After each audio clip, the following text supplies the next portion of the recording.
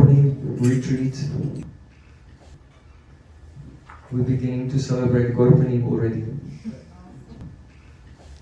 A few days before. Many of you are staying on site here in the Kunja Bhavan, in a beautiful cottage in the forest here of Vrindavan. So, those who are participating in this festival from Mangalatik in the morning till late at night every day, I humbly request, please forget about the outside world completely.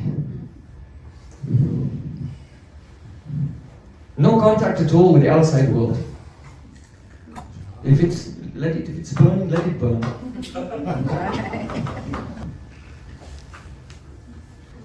Now we are here at this festival.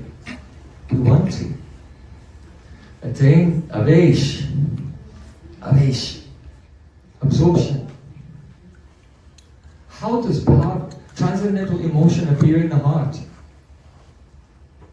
Sadhana binivesha bhav. When the devotee is absorbed in sadhana completely, without vikshepa, without any distraction at all, then, although actually our sadhana is ineffective and cannot produce any results, but it is like a begging ball. If a beggar holds out his ball, then it doesn't guarantee that he'll receive any food. But if he will hold out the bowl and cry, someone may take pity on him and give something. So our sadhana is like this. We're only Kripalesha Prarthi, begging for a trace of Sri Krishna's mercy. Begging for the mercy of Guru and Gauranga. Then, in that sadhana calm, that state of absorption in sadhana, our begging, then Sri Guru and Krishna may be merciful to us and make the prakash, internal illumination of the divine reality, which is beyond our limitations, beyond our mind and senses. So this festival is a golden opportunity.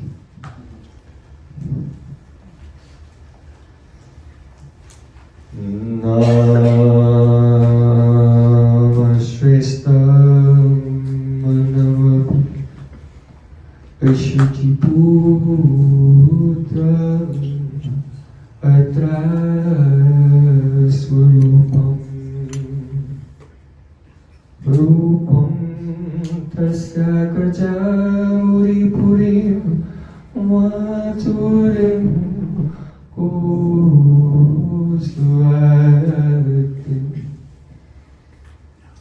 Radha Kunda Magivaram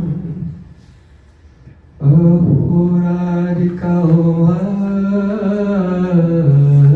Madhuvasam Prapto Yasupatita Kripaya Sri Guru Tam Natos Gurave Gaura Chandraya Radhikaya Tadale Krishnaya Krishna Bhaktaya Tad Bhaktaya Namo Ananda Leelamaya Vigrahaya Vema Padivyaschavi Sundaraya Tasmai Mahaprema Rasapradaya Chaitanya Chandraya Namo Namaste Chaitanya Chandraya Namo Namaste Chaitanya Chandraya Namo Namaste Madhya Vinima Aparada Lakshe Shilkashtakama Hitaram Kamari Iyamaikam Shanam Prabhala Vinde Namaste Charanaravinda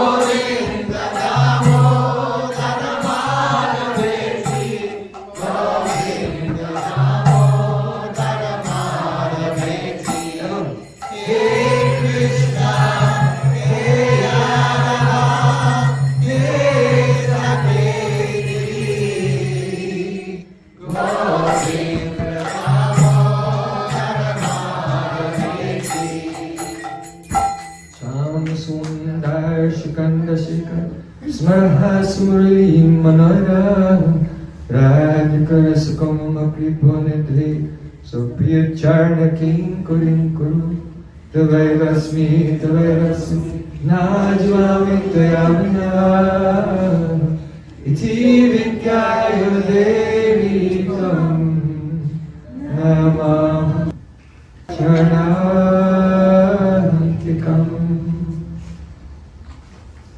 First to, I have my Sastang Dandavat Puspanji, my heart like flowers thousands of times at the lotus feet of my Holy Master, my supremely worshipable spiritual Gurudev, Asmatiya Paramaradhatama, Guru Pada Padma, Nitya Om Vishnu Para, Ashtotara Satusri, Rupanuga Acharya Varya, Srila Bhakti Vedanta Narayan Goswami Maharaj.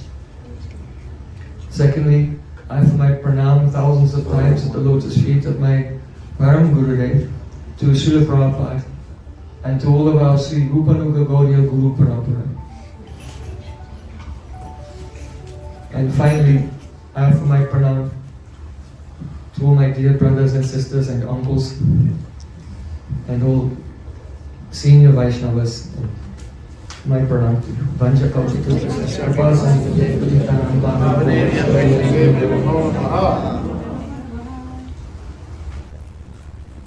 Sri Prem Prayojan Prabhu ki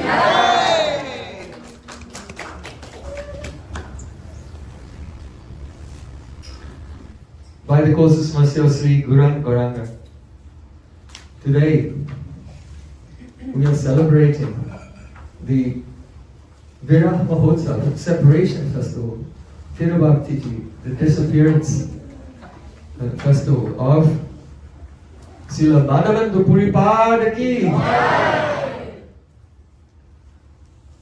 Krishna Priya Didi ki jai, Radhe Shyam Prabhu ki jai.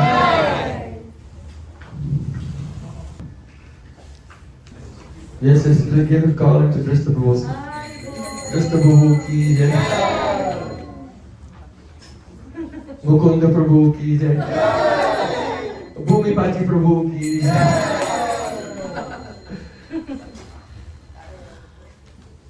Ramdas Prabhu ki jai.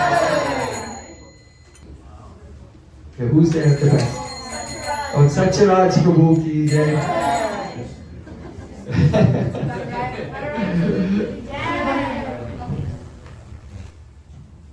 I'm so overjoyed.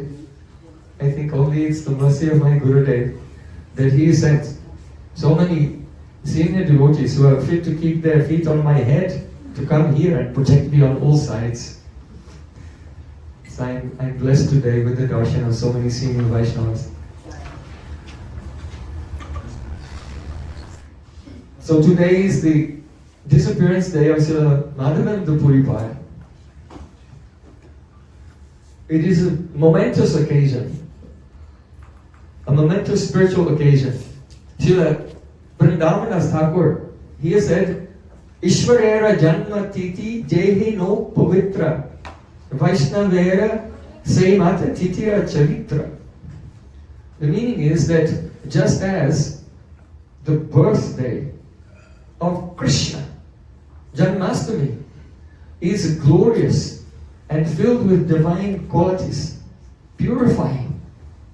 So Vaishnavera Seimata Titira Charitra, in the same way, not less. In fact, Sri Krishna has said, Madbhakta Puja Vyadika, the worship of my devotee is superior to my own worship. So not less. That is the glory and the purifying power of the appearance and disappearance days of Vaishnavas. So we should not entertain in our mind, even for a moment, that this moment today is anything less than Janmashtami or Radhastami or Gaurapanim or Nashimita Tudasi. And if we honor Sri Krishna's near and dear devotees in this way, then Sri Krishna will be more pleased. The glories of Vaishnavas, they're beyond the understanding of even great scholars in this world. Vaishnavera kriya mutra vigna na bujai. Vachad api kathorani mriduni kusumadapi lokotaranam chetanksi kono vigyatum ishvara. In Shastra it is said that the pure Vaishnavas, they are harder than a thunderbolt. Means they have not even a scent of sentimentality towards the worldly atmosphere. They cannot be allured even by Satvik Daya. You know, Bharat Maharaj, he felt sorry for the deer who was drowning in the river. And he became attached. So those lokotranam chetansi, those whose chitta, whose consciousness is lokotra, completely beyond this world, they cannot be allured. Someone may say, oh, this person is very harsh. He has no feeling. He's like a storm. Just like when Chaitanya Mahaprabhu, he left Navadvip Dham, everyone was crying, but he didn't look back. That was his first sannyas. His Dutya sannyas, his second sannyas was when Lord Jagannath, after the Snan Yatra, then there's no darshan of Lord Jagannath for 15 days. So he'd already given up all of his Navadvip associates, and then at this time he also gives up all of his Puri associates. And alone he goes to Alanath. There everyone is heartbroken, but he leaves without looking back. So Lokotaranam Chetansi, those whose consciousness is beyond this world, they sometimes appear to be harder than a thunderbolt. But the truth of the matter is, Mriduni Kushamadapi, they're actually softer than a flower. Very kind. Even their chastisement, it may seem harsh, but it's pure mercy. So Madhavendra Puri is such a divine personality. Very difficult to understand his heart. Srila Rupa Goswami has glorified the Vaishnavas. He said, Apraksha klamam atmani vidadati pritya paresha param lajante durituttamadapi nijastotranu vidya vitikula libistayadami yanti kramam namratam ramya kapi satam niyam vijayate naisagiki prakriya. Rupa Goswami, he was about to perform a drama. And he came onto the stage and he looked at all the beautiful Vaishnavas who had gathered in the audience. And he was amazed. Oh, how wonderful are the Vaishnavas. Vijayate Naisagiki Prakriya. Oh, glories to them. Brahmya. They are so enchanting that it is their natural characteristic. It is their nature that even when they are serving more and more, and they're physically completely exhausted, but they never think about their own happiness or comfort. They're only thinking at that time, how, with love, can I help others? How can I please others? How can I bring others out of suffering? This is the natural. It is completely natural. It is naisagiki. Lajjante turitujjamadapi nijastotranu bandhadapi. If a person in this world has some hridaya durbalya, weakness of heart, and because of that, they have some bad habits, So they engage in some adharma, secretly. Nobody knows, without anyone seeing. They do some adharma. But then one day, if it's discovered, oh, this person is misbehaving, then they become ashamed. Lajjante. They become so ashamed. So in the same way as an ordinary person becomes ashamed when his misbehavior is unveiled to the public, in the same way, it is the nature of pure devotees that they feel like that when someone glorifies them.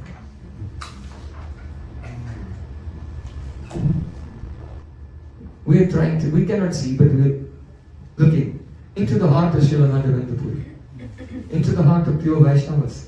They feel like that ashamed when someone glorifies them. Why? Because they know, yad yak vibhuti mat sattvam srimad urjitam eva va tantama vaiti gachatvam mamate janksha sambhava. Krishna said in Bhagavad Gita, whatever is beautiful, whatever is glorious, whatever is charming, all of these things, they are just an angsa, just a small particle of my splendor. So pure Vaishnava knows whatever qualities he has, these are not my qualities. Only Krishna is manifesting something, and others are blaming me for this. So he becomes ashamed. Vidya kula, vidya vita kuladi vista yadami yanti kramam namratam. Rupa Goswami Pad saying, the Vaishnavas are so wonderful that we see in this world that if someone gets a very advanced education, their master's degrees and PhDs, they become honored professor. And the more learned they become, then they think, yes, I am very learned. I am expert in my field. Vidya, Vita. Then it's very hard. Someone who has a material knowledge, it's very difficult for them to hear transcendental knowledge. Srila Bhaktivinoda Thakur said the material knowledge is the Maya Prabhav, the influence of the material energy. Very powerful. And turns the living entity into God, into a donkey. He thinks he's very intelligent. But really, he does not need Kene Ame, Kayami Kene Mai Jari Tapatrai. Like Sanatana Goswami Pad said. Apanara hiti kichuna jani, gramya vyavahara padit tari satyamani. Actually, I don't know what is beneficial for me and what is detrimental for me. But in the society, everyone calls me a pandit. Oh, you're a pandit. And I'm so foolish. I know it and I believe them. Yes, I'm a pandit. But what kind of pandit am I? Kayami Kaniyamai Jarikabatai. Who am I? I don't know who I am. If you go anywhere, you have to fill in a form, then the first thing is name. Do you know the name of your soul?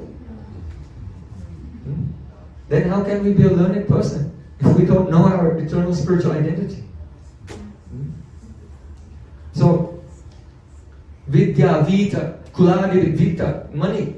When persons get money, it is so bewildering, so intoxicating. Nijati Dena Vittena Mityunena. Sri Krishna said in the Navayagendra Samvad, you should think that money is Mrityu, death personified.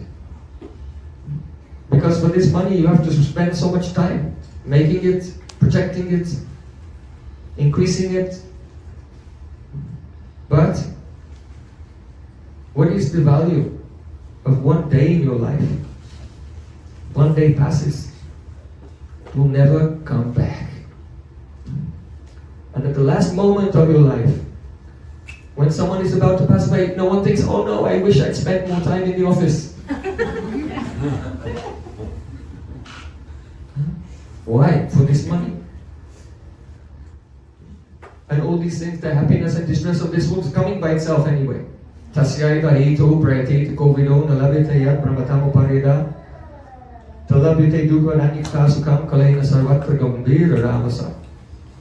Narad Rishi told Vyasadeva, persons who are actually intelligent and philosophically inclined will endeavor only for that purposeful end.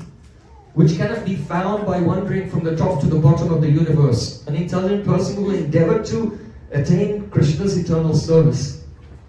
As far as happiness in this world is concerned, just as suffering comes without any attempt. No one tries to get suffering, but it comes anyway. So in the same way, happiness comes by itself, by the subtle movements of time in accordance with the prarabdha karma, the fruit of previous activities. So, generally, persons who become involved in money, they become very bewildered. They cannot understand spiritual life. Kula adivi, those of Kula means in a high dynasty. Sometimes a person is born in a very aristocratic family with all types of privileges.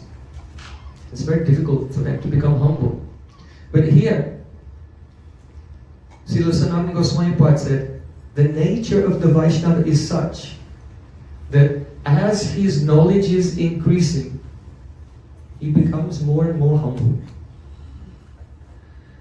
If money, wealth and everything is coming to him, the more comes, the more humble he becomes. If he is from an aristocratic dynasty, he's cool. Then, if he's Vaishnava, he's very humble. Or if he has a kul himself, that means his dynasty, his disciples. If he has 10 disciples, he becomes humble. If he has 100 disciples, he becomes more humble. If he has 1,000 disciples, he becomes more humble. So Srila Rupa Goswami Pad is describing, how beautiful is the heart of a pure Vaishnava. It does not follow the conventions that we are acquainted with in this physical realm. So, Srila Madhavendra Puri, his history was described by Sri Chaitanya Mahaprabhu. After Sri Chaitanya Mahaprabhu had accepted the renounced order of life in Katwa, and then he went to Shantipur, and then from there, on the request of Sachi Mata, he set off for Jagannath Puri rather than Vrindavan, because Jagannath Puri and Navadvipa are like 2 rooms in the same house. She wanted that he would be nearby and she could get news. So Mahaprabhu agreed, and he was on his way to Puri, and on the way, along with his associates,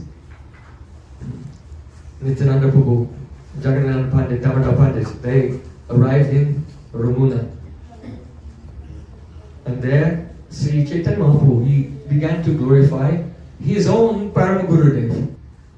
Think of it. Think of your Param Guru. My Param Gurudev is Srila Bhakti Pragyan Keshav Goswami. So,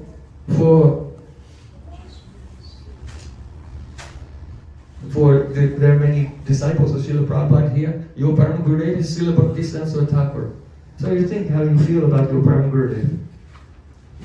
So Chaitanya Mahaprabhu is feeling such great pride in his heart. How wonderful, how kind is my Param Gurudev, Srila Madhavendra Puri, and is glorifying him. He described how Srila Madhavendra Puri was quite old. He was about 75 when he became renounced. His guru was Lakshmipati Tirtha.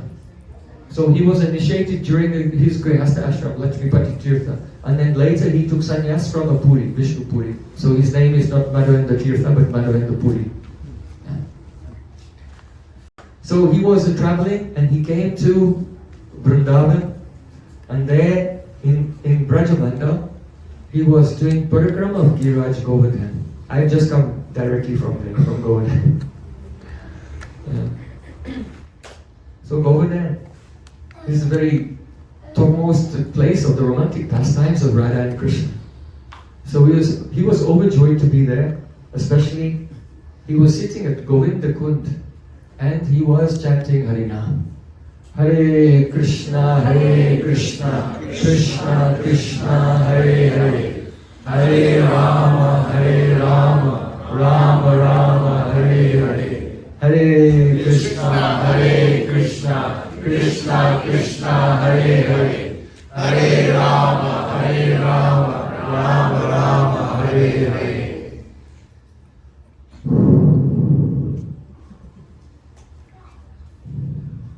What is this Naam?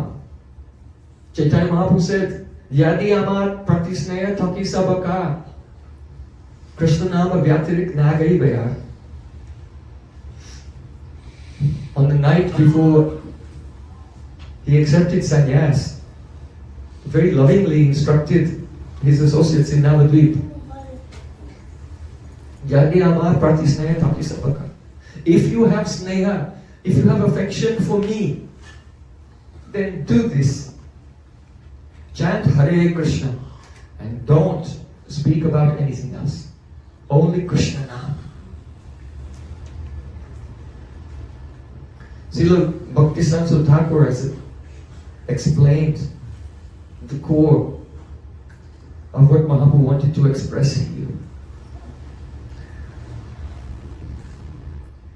In the Upanishads, in the Puranas, it is said, Nama Chintamani Krishnas Chaitanya Rasa Vigraha Purnashutho Nitya Mukto Abhinatvam Nama Namino. The name of Sri Krishna is Chintamani, transcendental, wish-fulfilling jewel. Whatever is your seva abhilas, desire for service, Nam Prabhu will fulfill it. Chaitanya Rasa Vigraha. The holy name is the embodiment of all rasa. It does not require us to superimpose any mental emotions onto the name. The name has everything. Purna Shuddho Nityamukto Bhinatvam Nama Namino. Therefore, unless the consciousness is completely saturated with the holy name, one is guilty of so many faults. If the consciousness is not living always within the vibration of Sri Krishna's holy name, because the holy name is Purna, it is complete. If we are not absorbed in the holy name, we have the fault of Apurnata dosh. We are incomplete. Understand? Purna Shuddho. Because the holy name is a Shuddha, Vishuddha. Therefore, if we are not absorbed fully in the holy name, if we are absorbed in anything else, then we have a dosh, a fault. Ashuddhata dosh. The fault of being impure.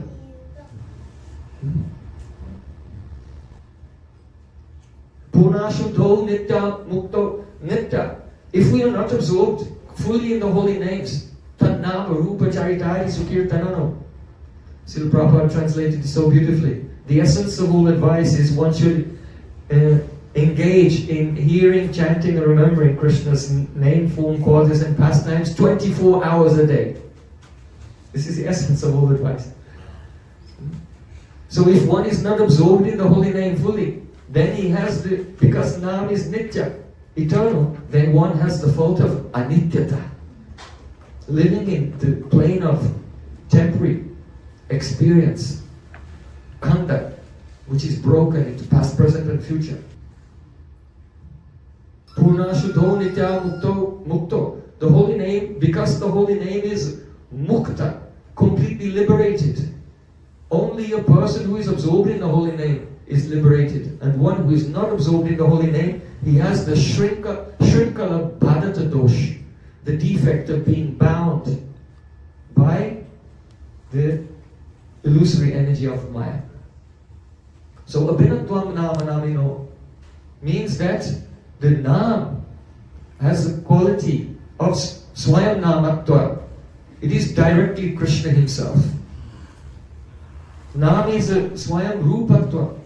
The name is directly Krishna's Rup. Swayam Gunatva. Directly Krishna's qualities.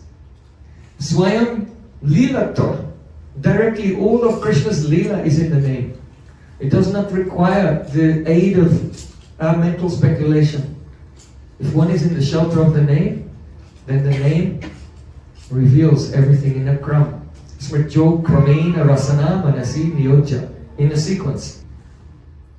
So the holy name is the extraordinary. If you analyze the name of Krishna, we're discussing this now. Why? We want to just zoom in for a moment. Madhavendra Puri is sitting on the bank of Govinda Kunda chanting Hare Krishna, Hare Krishna. But a conditioned soul should not make the mistake of thinking that he's chanting and Madhavendra Puri is chanting are similar. This is what we're discussing. So if we analyze the name of Krishna according to Yoga Ruddhi Vritti, that means a combination of etymology and the conventional meaning, Yoga Ruddhi Vritti. Then Krish means the existence, not a part of existence. Everything, the totality of everything. Vasudeva Sarvamiti. There's nothing outside of Krishna. And Krishna is Kashati, who is attractive, beauty, in whom all beauty resides, not some beauty, all beauty. Since all beauty resides in Krishna, that means there is no beauty outside of Krishna. If you think there's some beauty outside of Krishna, then one is not hearing the name. The name has not pierced the covering of the ear yet. Krishna. Na means Anand, the joy. Not some joy, some remote joy somewhere else, on another planet, on the other side of the sky. All joy. All joy in all existence. There's no joy anywhere else. And if we have the conception that there's some joy other than that Krishna, then we have not heard the name yet. The name has not pierced the ear. The veil of the duality has not been shattered. So from the Yoga Ruddhi Vritti, the etymology of the name, we can understand that the name is asamanya, something extraordinary, aprakrita, supernatural, atindriya, beyond the limitations of human perception. But still, even making the etymological analysis, we have not yet experienced the name. The name is experienced in Vidvat Vritti Vritti. That is, when you hear any word, that sound goes in the ear and produces a vritti, some movement in the mind, some image, some picture appears, some concept. So Vidvat Vritti Vritti means what is experienced when a Vidvan, an enlightened pure devotee, hears the vibration Krishna, Hare Krishna. That is Vidvat Vritti Vritti. In Vidvat Vritti Vritti, the Advai Gyan, it uncovers non-dual reality. So Srila Prabhupada explaining Mahaprabhu's final teaching to the devotees when he was leading Navadvip about the holy name. Yadi ama pratisneya tatya sabaka. He said, you should examine the difference between the Vidvat Vritti Vritti, the actual experience of the name, beyond duality, and the Vidvat Vritti Vritti, that which is not Vidvat Vritti Vritti. In the name of Krishna, or not only in the name of Krishna, but in all words. So he explains that if you hear the sound of a word, and that word does the partakya stapana, it establishes that the word is referring to some object, and that object has partakya, it is separate from other things. In other words, the word isolates one object in your mind. If I say triangle, you just think of a triangle, it's just there in space.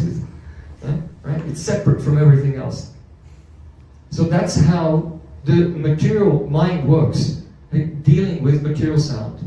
Partakya starpana, the establishment of isolation, separation from other things, and also within that object there is that is called binaksa avastit. There are different parts. Whatever the word is referring to itself, it's divisible into various parts. So this seems just so obvious because that's when we hear things just in the general life. We always say a word refers to something separate from everything else, and that object has divisible parts. It's obvious, it's almost as if it doesn't need to be stated. But it has to be stated to contrast it with when we hear transcendental sound with a pure heart. When the transcendental sound, Vidvat Vritti Vritti, when we hear a word or the name of Krishna, then there is Binaksa Pratima Nanatva. Nanatva means a plurality. Pratima means a semblance. So Binaksa Pratima Nanatva, there is a semblance of duality between the various parts, which is Aikayana Vishishta, characterized by a harmonious, integrated oneness. In other words, the transcendental sound reveals a total reality. It's full of variety, but it's beyond duality.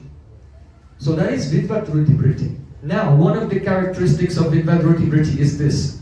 If someone hears the name Krishna, then there is no possibility of the mind doing aropa.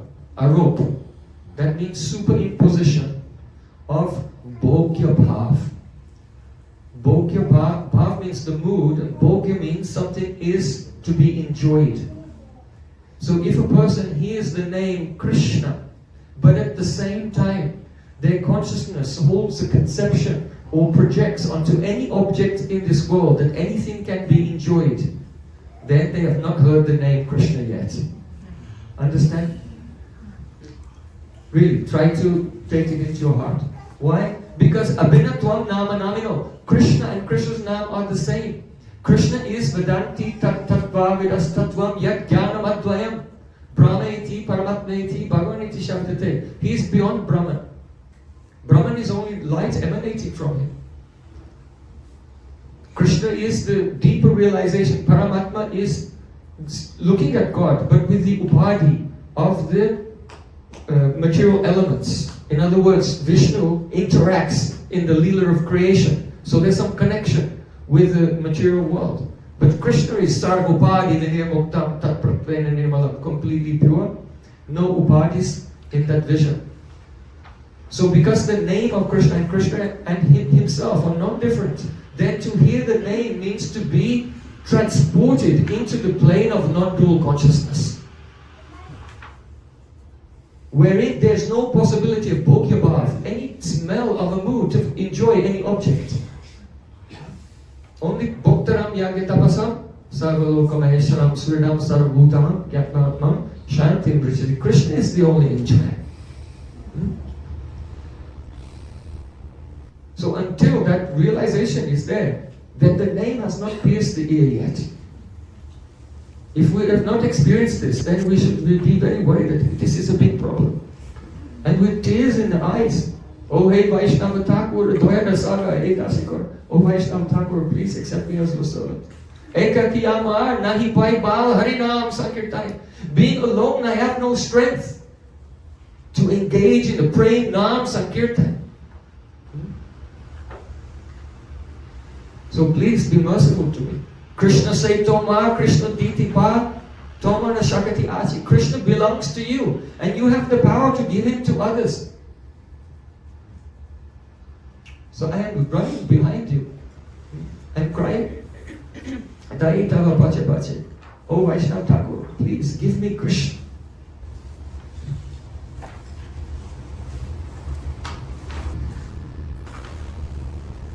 If upon hearing Hare Krishna, there remains in the consciousness the superimposition of bhogya bhav, a spirit of enjoyment towards the external world, then it is understood that bahutva means many, bahutva, plurality. Then it's understood that bahutva has done a vigat. It is attacked. It has pierced our consciousness. It has wounded our heart. Bahutva, duality has wounded the heart. And it has disturbed the experience of Advaita. So, that disturbance of Advaita by the arrival of Bahutva, the sense of plurality, material plurality, that is the definition of Maya Adhinata, being subordinate to the external energy. Understand? Maya Adhinata. This is Srila Prabhupada's explanation of Mahaprabhu's last instruction. If you love me, chant the name of Krishna and don't speak about anything else. Why? Because without that avesh, without being situated in Advaita and realizing Krishna, then there is Maya Dinata, it's the default setting.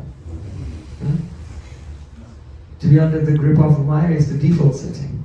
Krishna, Surya Sama Maya Haya Andaka, Yahan Krishna Tahan Nahi Maya Dika. Krishna is like the sun. To turn away from the sun, shadow is there. Maya. Now,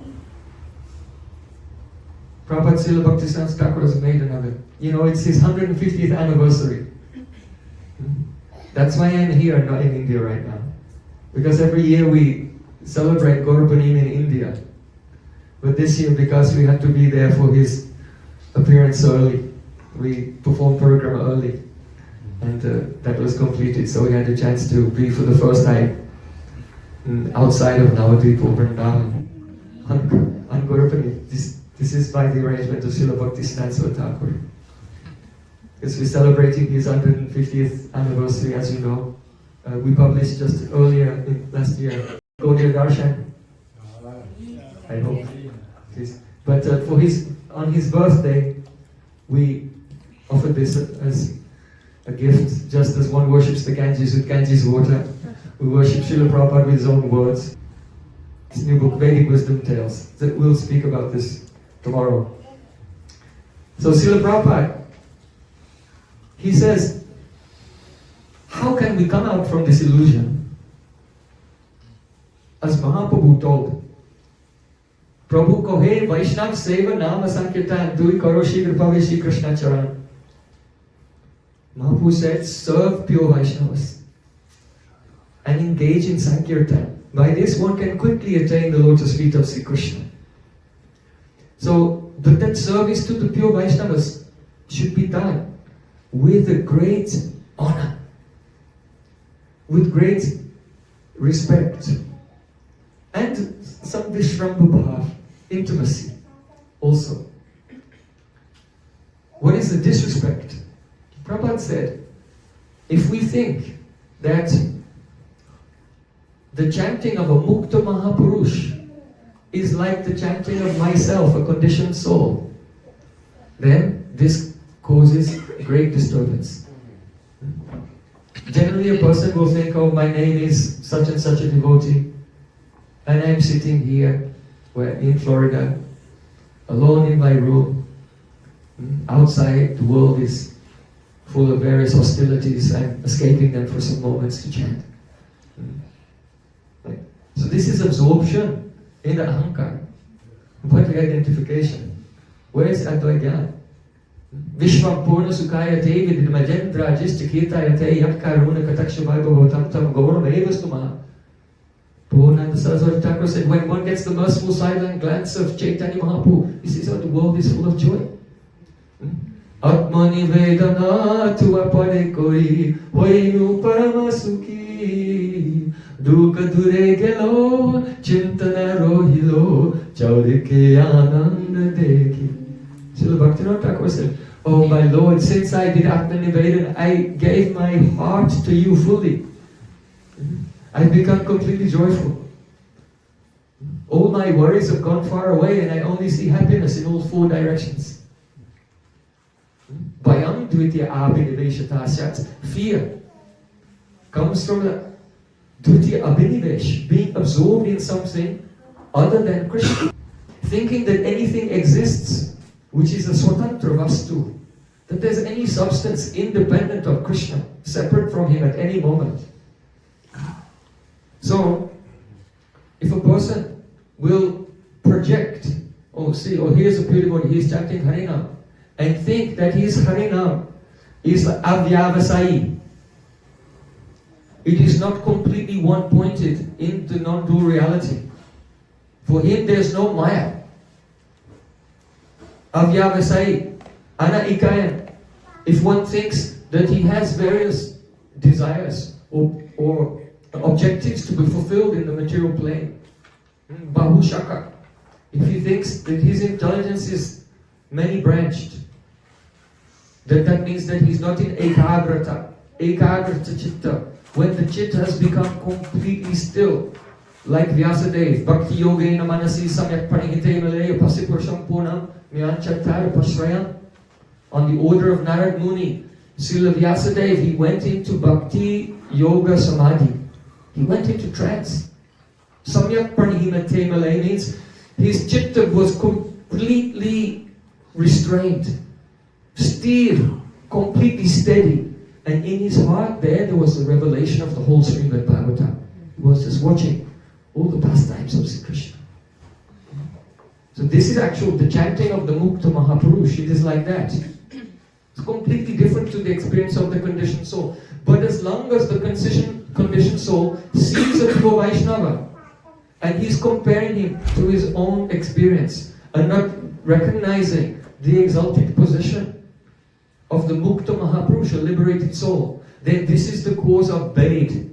It causes his mind to be filled with duality and Brahm Sankul. The mind becomes crowded with many, many misconceptions, all jostling for position. The mind becomes Brahm Sankul, crowded with Vikalpa, non-correlated thought constructs, imagination, ideas which have no corresponding reality, simply by thinking that the Vaishnava is an ordinary person. Ache Vishnu Shiladi Gurushu Naramati Vaishnava Jati Buddhi.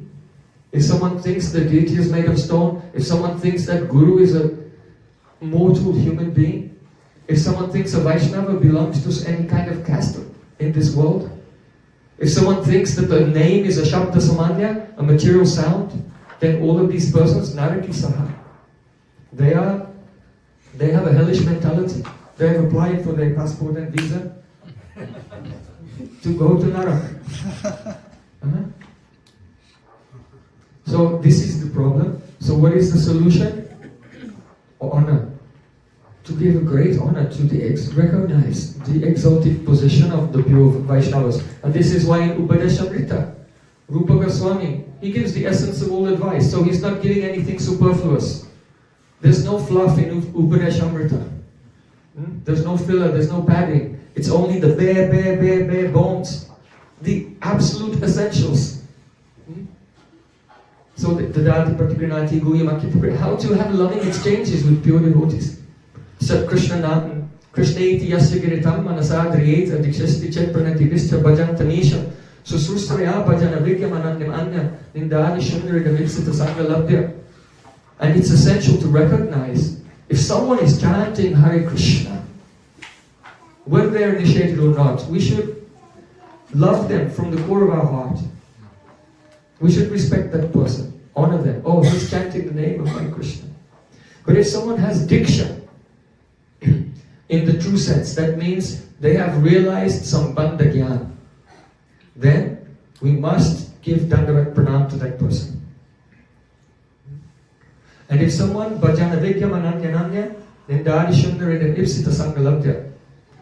If someone has the vigya, realization in bhajan, they're chanting Harinam and seeing the Anupam Madhuri Johuri Hamari Sham Shamaki. Seeing the Anupama Madhuri, the unprecedented sweetness of Sham and Shama. Sham Krishna and Shama Radhika. Mukut our Chandrika Mark, how Krishna is wearing peacock feather, how Radhika is decorated with the Chandra. Adharpa Panaki Lali. They're chewing tumble and the red juice of the tumble is on their lips. Parasparamili Kitaba Bihari Sribrindavan Kunjana. How they are meeting in the beautiful Kunja of Vrindavan. If someone is chanting and singing this, Bhajana Vidyam Anandyaman, they have some characteristic Nindari Shunyarita Vipsita. They never criticize anyone. Anyone is good, anyone is bad. They don't care. Only Anupama Madhuri Joshi. Radha Krishna people. Hey, did you hear this person? He's so bad. Vaishnava and Nindikama, Nahi Bodhikani. Sabi Krishna Bhajan Kare E Matajan, like Raghunath Bhatta Goswami. He said he would never allow any criticism of any devotee to go in his ear. He would cover his ears and say, oh, everyone is doing bhajan except for me. I have to take care of this problem. I don't have time for anything else. So honoring pure devotees. So Susraya Bhajana Vigyam Ananyam Anya Nindani Shundradam Ipsita Sangalabhya. if we can find a Vaishnava who has realization of Radha and Krishna's service and is characterized by the external symptom of being free from fault finding, then Susrusaya means we should try to hear from them and take it into our hearts and try to live our life according to their guidance and instruction. Then we can become free from pain, become free from the Dvaita, by Advaita absorption in temporary things. Become free from Abrams and Kul, Brahm, all types of misconceptions, and also chant purely and realize the nectar of the name. This is why actually in the life of Madhavendra Puri there are two examples. Two disciples are prominent. Among his, Madhavendra Puripad has so many disciples. Like Advaita Acharya is a disciple of Madhavendra Puri. Pundarik Vidyanidhi, the Diksha Guru of Gadara Pandit, is a disciple of Madhavendra Puri. Ishwara Puri, the Guru of Chaitanya Mahaprabhu, is a disciple of Madhavendra Puri. So he has many great disciples. But two have been contrasted, Ishwara Puripad and the Ramachandra Puri. When Srila Madhavendra Puri he was having his pastime of becoming old and illness. He was bedridden. He could not move from bed. At that time, Srila Ishwara Puri very lovingly served his Gurudev without any material conception at all. He would change the bed clothing, the soiled bed clothing, and if anyone is taking care of an old person who cannot move anymore. So he served him in his older age very humbly and lovingly. And because of this, Srila Madhavendra Puri blessed him. And so Ishwara Puri, he became Prema Sagar. He became himself an ocean of praying. So this is a fact. If we can serve a Vaishnava, heart and soul, putting aside our own comfort and self-interest, then just by their blessings, Krishna Prem appears in the heart. On the other hand, Ramachandra Puri, he had self-interest, he had selfishness. And when his Guru in his final days was crying, I have not attained Mathur Mandal, I have not attained Krishna. Then, see, Ramachandra Puri, he said, don't lament, try to fix your mind on Brahman. Brahman is beyond the dualities and happiness and distress of this world. Madhavendra Puri said, get out from here. I don't want to see your sinful face. And he sent him away. So because Ramachandra Puri had displeased his Gurudev, then what happened to him? In Chaitanya Charitamrita said, Se hoite Ishwara Puri Prema Rasagar Ramachandra Puri hoile Sarva Nindakar. On the one hand, Ishwara Puripad became an ocean of love, and on the other hand, Ramachandra Puri became Sarva Nindakar, critical of everyone. He was always finding faults in everyone, even in Chaitanya Mahaprabhu. So that is an illustration in the pastime. We should not criticize Ramachandra Puri ourselves, because actually Ramachandra Puri is the incarnation of Jyotila. So it's Jyotila's position to always find fault with Radhika. So because Krishna, Chaitanya Mahaprabhu is Krishna in the mood of Radharani, so Ramachandra Puri is always coming. So what is this? Why is there a line of ants going under the door of Chaitanya Mahaprabhu's room? He is a sannyasi, but he must be eating sweets secretly. And the ants are coming to pick up the pieces of sugar that drop from his sweets. So like this, Ramachandra Puri became so critical. But this is a pastime, the teaching is for us. We don't criticize him. He's a special person. Jyotila, you are most respectable. Most respectable Bhagavati. Always try to respect Jyotila. So Mahad Anugra Nigrahero Sakshi Duijani, E Duidwari Shikala Jagajani. These two persons are the example of Mahad Anugraha and the Mahad Nigraha. The mercy of a devotee and if someone causes displeasure to Gurudev or a pure devotee, this is the result. Srila Bhaktivinoda Thakur, in his Godruma Kalpatavi, he has said that Madhavendra Puri, he is in Godrum Dweep, in the Namahata, in the marketplace of the holy name of Nityananda Prabhu. You can see when Srinivasa Acharya, Ramachandra Kaviraj, and Narottam Das Thakur, they came to do parikrama of Navadvip. When Srinivasa Acharya was sleeping at night, in his dream, he saw that there were so many palaces in Mayapur. There were so many chambers in the palace of Jagannath Mishra. Because when he was awake, he saw it was just made of bamboo and grass. He thought, this is a very simple place. But then, in his dream, he saw the Galok Tattva of Navadvip. And at first, he saw the Aishwarya of Navadvip at first, and then he saw the Madhurya. And he had the darshan, he saw the Panchatattva in their Sankirtan Vilas. And around the Panchatattva, even though the six Goswamis, they were not in Navadvip Leela as it appeared in this world. But in the eternal Sankirtan Vilas of the Nitya Navadvip, he saw the six Goswamis were there. He saw Ramananda Rai, though he's an associate of Jagannath Puri, he was also there. Swarup Damodar, Prataparudra Maharaj. He saw, even though Chaitanya Mahaprabhu never personally met Madhavendra Puri, he saw that Madhavendra Puri was also there in the Kirtan. In the Sankirtan Vilas of the Panchatattva, in the Nitya Dham. So Srila Bhaktivinoda Thakur, in his Godruma Kalpatavi, he describes the marketplace of the holy name.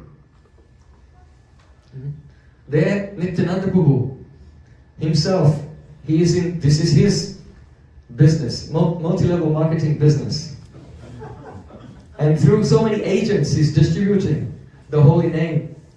So Srila Bhaktivinoda Thakur said, in this business, I am a dirt sweeper. Srila Bhaktivinoda Thakur is a sweeper. What does that mean? Sweeper means the person who's keeping everything clean. Because in this world, in the Vaishnava association, from time to time, now and then, every day, some contamination seeps in. Some wrong ideas, some deviations come here and there. So Srila Bhaktivinoda Thakur, through his preaching, during his manifest pastimes, and also through his books, he is the sweeper. And he makes sure that this marketplace of the holy name is neat and tidy. So he describes there's the chokidara. Also, some persons are chokidaras. When you have some preaching center, every preaching center around the world, this place now, this is just one branch. It's a franchise of the Namahata in Sarabi Kunj, in Godrumtulif. That is the main headquarters. So if you have a Namahata, you also need a chokidara. That means if some troublesome person comes, they have to be politely requested to take some prasadam and don't make a disturbance, go outside. Srila Bhaktivinoda Thakur said, just like in a marketplace, you have a barber shop also. There's the barber, there's the laundromat, also the dhobi, the washerman, there's a tailor. One may think, what is this? This is a very beautiful analogy. In the marketplace of the holy name, the tailor means that persons come and they have some conditioning in the karma and gyan and yoga and various rituals. So the tailor, each karma, gyan and yoga, these are like garments. And the tailor is the person who knows how to take that person and then sew everything together with the thread of bhakti. Understand? Just like, we have one family here.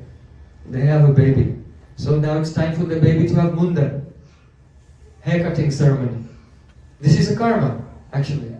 But Srila Gopal Bhatta Goswami in Satkriya Sadipika has given all the descriptions how all the worldly rituals and karmas, they should be performed in such a way that it gives a chance for everyone to be engaged in bhakti. In kirtan, in harikatha, mahaprasadam, sadhu sangha, and so on. So that is the tailor in the Namahatta group. In the Namahatta group, there's the barber. You know the barber, someone comes, their hair is a mess, they go in the barber shop and then they come out looking all clean and shining. So the position of the barber in the group of devotees, only a very qualified devotee can do this. It's the person who meets someone and that person, they're unclean. They have so many bad habits.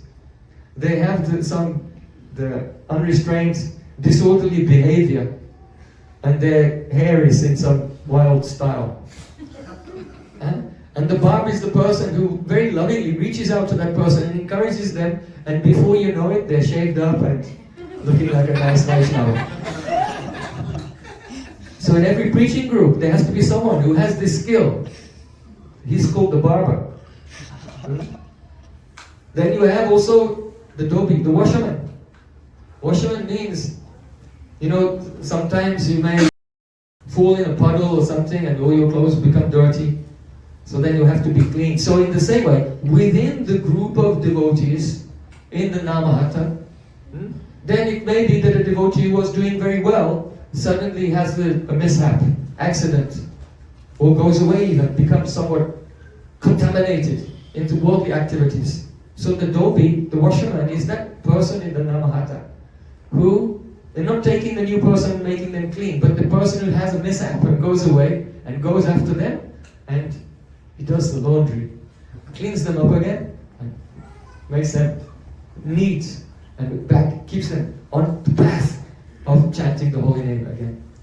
So all these are the important members of the marketplace of the holy name. So Srila Bhaktivinoda Thakur said that Madhavendra Puri is a dalal. Dalal means a broker or a sales agent. That he's going everywhere and he's distributing the holy name himself. So we heard how when he came to Shantipur, he gave initiation to Advaitacharya, then through Advaitacharya, how many millions of people came to the lotus feet of Chaitanya Mahaprabhu. When Madhavendra Puri discovered Gopal Srinathji, then he did Anukut Mahotsav every day and thousands of people were coming from all the villages and serving Srinathji and engaged in chanting the holy name. So the dalal, the brokers of the holy name, they're very powerful personalities. So Srila Bhaktivinoda Thakur said this is the role of Srila Madhavendra Puripad. Incidentally, in this marketplace of the holy name, where Madhavendra Puri is a broker, very prominent broker, there has to be some product. In a marketplace, there are different products. So Srila Bhaktivinoda Thakur said the products in this marketplace in the holy name are different types of name. Rupa Yukta Nam, the name that causes the manifestation of Krishna's form. Guna Rukta Nam, the name which manifests the qualities. Leela Yukta Nam, the name that manifests his pastimes. The Rasita Nam, the name that manifests rasa. And the Sava Rasa Sikta Nam, the name in which all the rasas are manifest fully. So, there are these different products in the marketplace. How much do they cost? So Srila Bhaktivinoda Thakur said, the Rupa Yukta Nam, the name that gives realization of Krishna's form, the price is always faith. But there are different degrees of faith. So the form of Krishna can be purchased by Nishtha. In other words, you know there are stages of bhakti, Ados Radha, Sadhu Sangha, Bhajana Kriya, Anartha Nivriti, Nishtha. In the stage of Nishtha, with that faith, one can purchase the vision of Sri Krishna's form. Then, he said, the price for the Guna Yukta Nam, all of Krishna's qualities, his gentleness, his humility, his cunning, his genius, his bheda-abheda-tattva, his artistry in loving pastimes, his parihas vishard, his expertise in joking, satpraya prayasi vasha, his nischintya, his carefreeness, And the way he's controlled by the love of of the gopis. All these qualities, they can be purchased by ruchi. When the devotee comes in the stage of ruchi, then he has the guna yuktana. Then, in the stage of asakti, then he, with the faith in the stage of asakti, he can purchase the lila yuktana. When the devotee sees the lila of Krishna, then he becomes not only asakti, attached to chanting Hare Krishna, that is bhajan, but he becomes bhajaniya asakti, attached to Krishna. Because Krishna himself, directly, because seeing Krishna's qualities, experiencing his pastimes in the heart is so powerful. It is like Jayati Hridaya Tanksi Kopi Bangsa Ninadaha. Kavi Kanapur said, when a person sees Krishna playing his flute, then it is like a snake biting the heart. And it causes extreme deep attachment. Srila Bhaktivinoda Thakur said, also in this marketplace, there is a Mekitaka. Mekitaka means counterfeit money. Sometimes someone they try to buy something with the fake bills. So that means, when someone comes to the marketplace of the holy name, but with impure intentions, with ulterior motives, with some worldly motive, and then they receive a name, but even though the giver of the name is giving a pure transcendental name, if a person tries to purchase it with the mekitaka, with the counterfeit money, then it transforms and becomes counterfeit name, and he leaves with the counterfeit name. So you cannot cheat the shopkeeper. It's amazing. And so then that counterfeit name, it will not become rupa yukt, guna yukt, lila yukt, rasa yukt. It will not become those things. So, surrender. Hare Krishna. So, surrender is necessary. So, Srila Madhavendra Puri, he was sitting, where are we? We're on the bank of Govinda Kund. And he's chanting that Sarva Rasa Siktanam, that name which is complete with all rasa. All the pastimes of Radha and Krishna are manifesting in his heart. He was chanting the holy name. He was not aware whether it was day or night. He was not aware whether he had eaten or not eaten, or for how many days he had not eaten, even. So at that time, he was sitting and chanting for a long time, absorbing bliss, and after some time, one young boy came to him with a pot, a clay pot of milk, and said, "Hey Puri, I brought some milk for you. Take this milk." Madhavendra Puri looked up, thought, "Oh, this boy is very sweet, very beautiful. How does he know my name is Puri?" Yeah? So he said, "Who are you?" The boy said, "My name is Gopal, and I live here in this village. In my village, you are fasting, but in my village no one fasts. Some of the ladies in the village came here to collect water, and they noticed that you are not begging, you are not doing madhukari even." See the exalted position of Madhavendra Puri. The materialist is always wondering, how will I get money, how will I get food? But someone who is renounced, then they do madhukari. They just go and beg a little here and there. But Madhavendra Puri does not even do madhukari.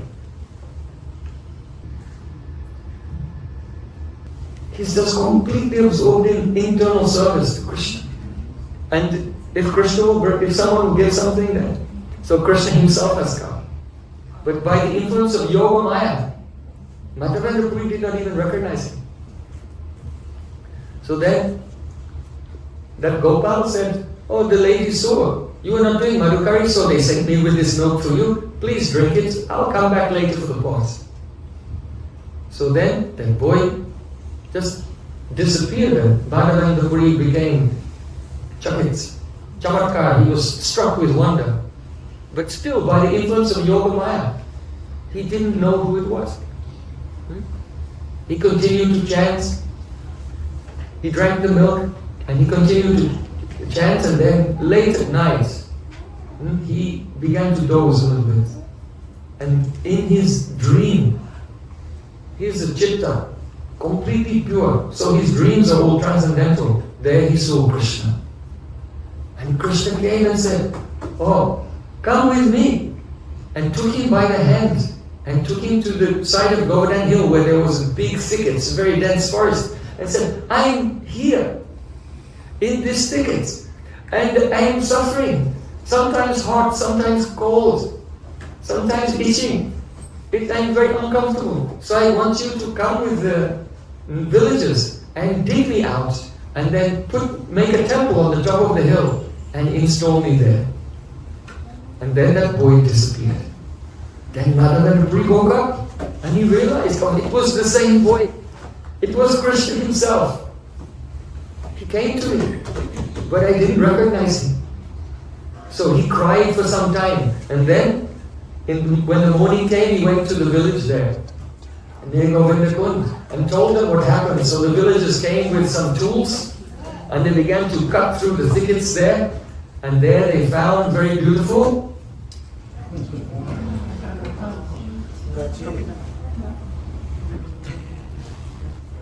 Govardhan Basi Sarvarila Tumapina Rayo Najay Vrajaraja Ladete Sarvarila Tumapina Rayo Najay.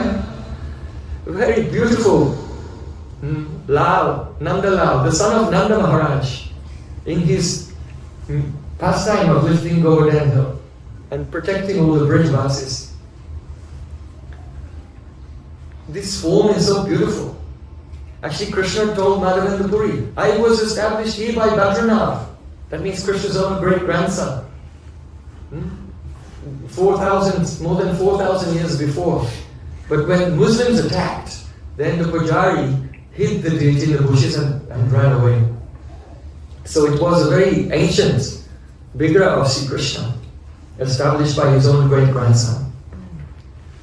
So some strong men from the village helped Madhavendra Puri, and they carried the form of Sri Nathji and set him on the stone on the top of the hill, and they began to do Abhishek.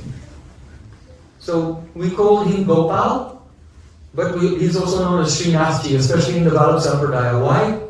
Because when all the Brijvasis were suffering from the heavy rain and cold winds and hail sent by Indra, then Krishna looked at the Brijvasis and he thought to himself, "Tasman mat sharanam gostam, man natam mat parigraham, gopaye svatpayogena soyamte brata ahita."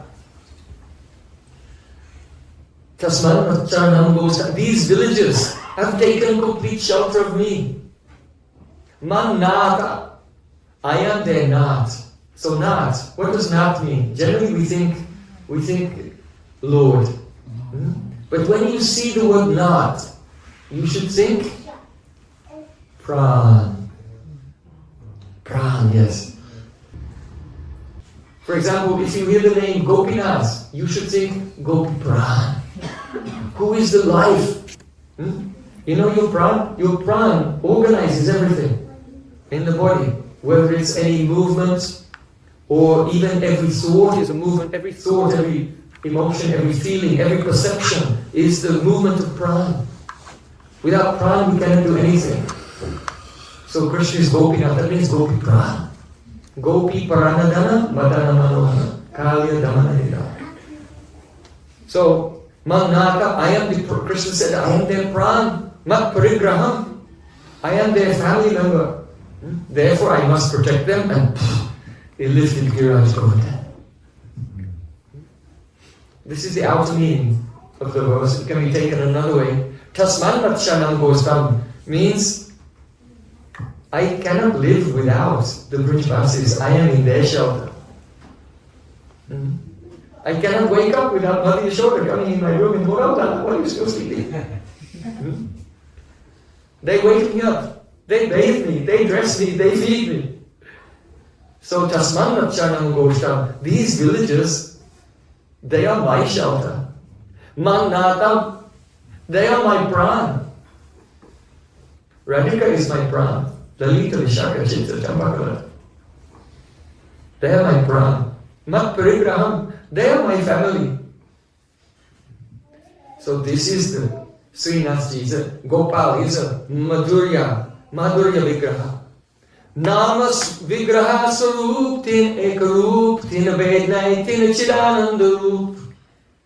Chaitanya Mahaprabhu says, the name of Krishna, the Vigraha, the deity of Krishna, and Krishna's own Swarup in Goloka Vrindavan, these are one. Tin Ekarup. They're not different. The name, the deity, and Krishna in Goloka Vrindavan, they're not three things actually. Tin Vednai Tin Chid Anandarup. There is no difference between them. They are all the Satchidananda Vigraha, Satchidananda form of Sri Krishna. So Krishna's Kaviraj is so important. It says, Jaha prema vashi haya prakata vila seva anikara kari jagatatarila. Who is this Srinathji? He is that person who, prakata he was manifest. Why? Yaha prema vashamaya. Because he was controlled by the love of Madhavendra Puri. This is what, he'd been there for more than 4,000 years. How come he never revealed himself? Because no one like Madhavendra Puri had been there. And when Madhavendra Puri came, then he could not check himself. He had to come and reveal. Even outwardly he came. He gave the word. And then he came in the dream and then manifested his vigraha.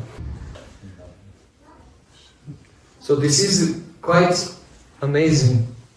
That though Bhagavan, he is a Parameshwara, supreme controller, he's Sarva Shaktiman, he has all power.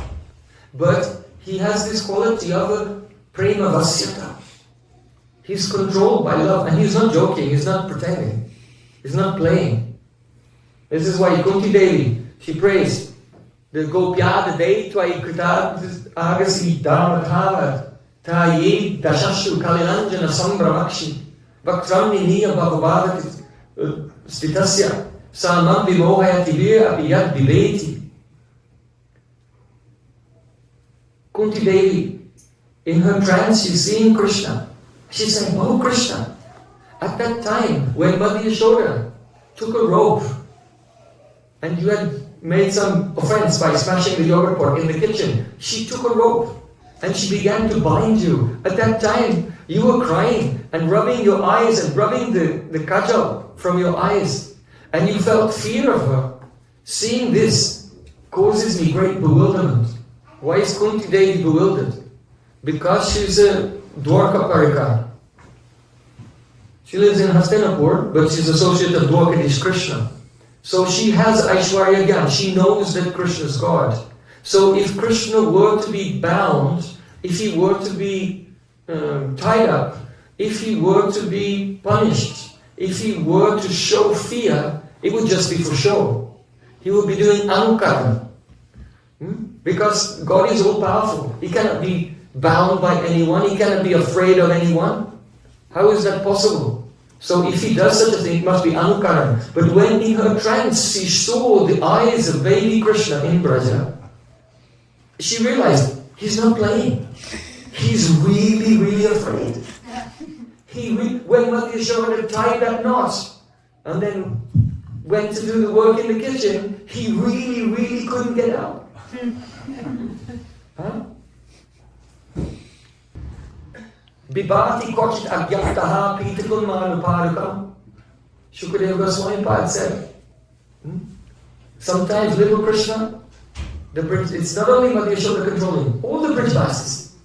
The elderly ladies used to come and say, Pitakun manuparaka, oh, can you bring your father's sandals?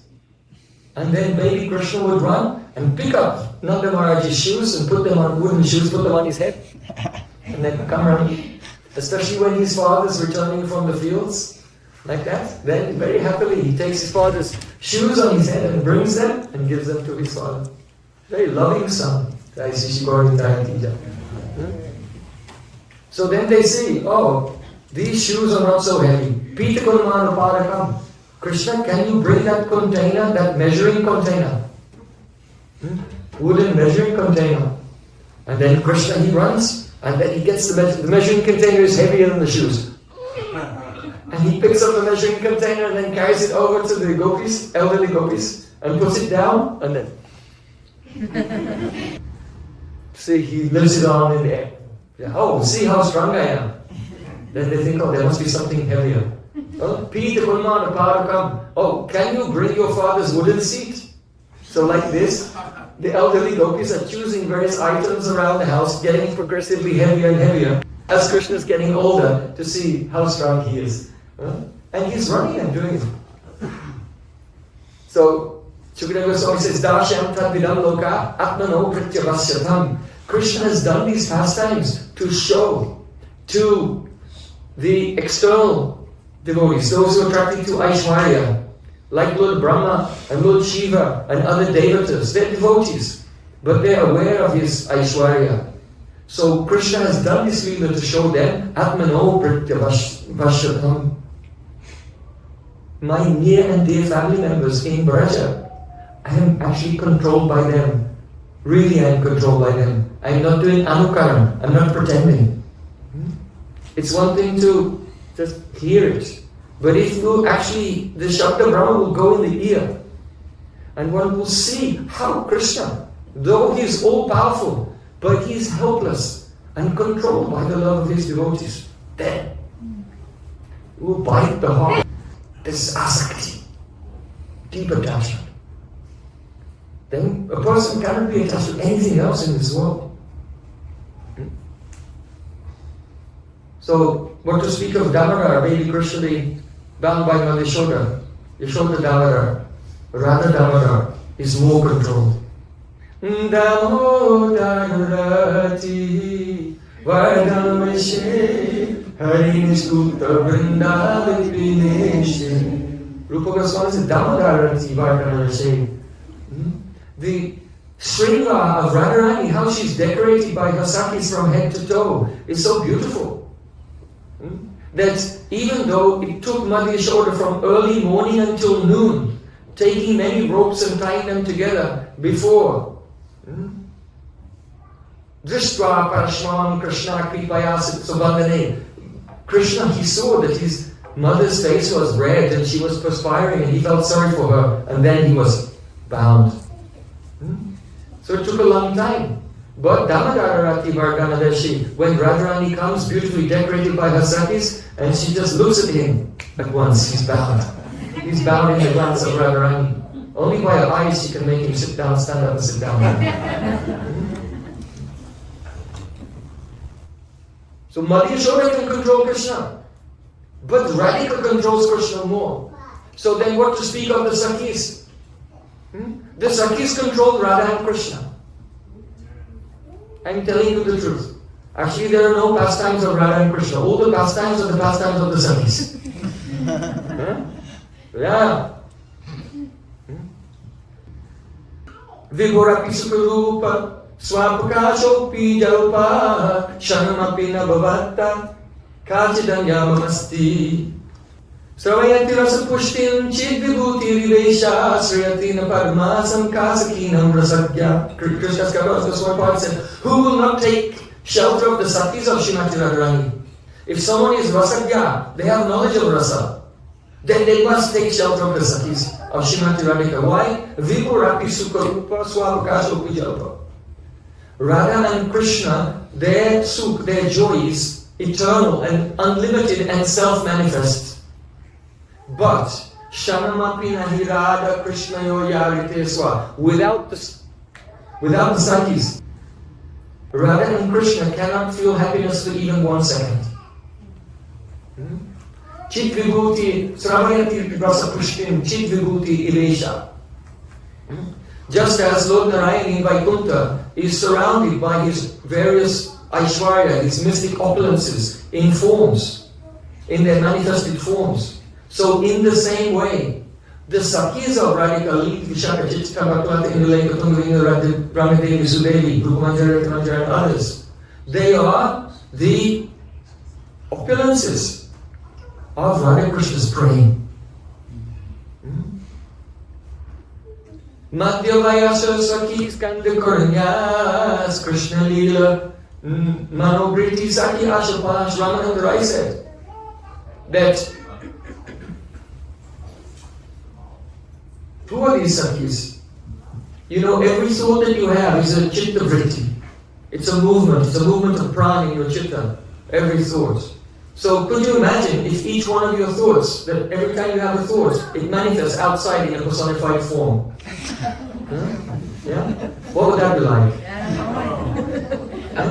Just imagine right now, you're here in this room, and all your thoughts are just, they have personified forms and they're running around here and there. You're a very full room. Yeah. So Ramananda Rai is saying that Krishna Leela Manobriti Sakya Shapash, that each one of the Manobritis, the thoughts and desires of Radharani, has taken a form. And he's running around here and there, and those are her Sakis.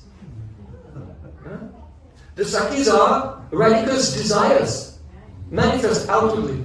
So the Leelas always, they begin and end with the Sakis. Saki bina e Leela pushtina hiyai.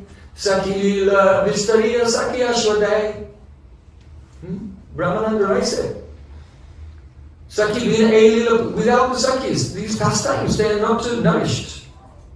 Without the Sakis, the Leela does not expand, and the Sakis are the relishes of the pastimes.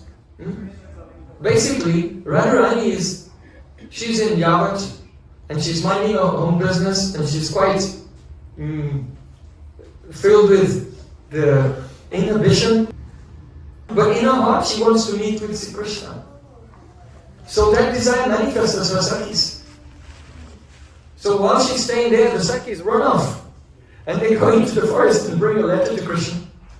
So the pastimes always start with the Sakis running and trying to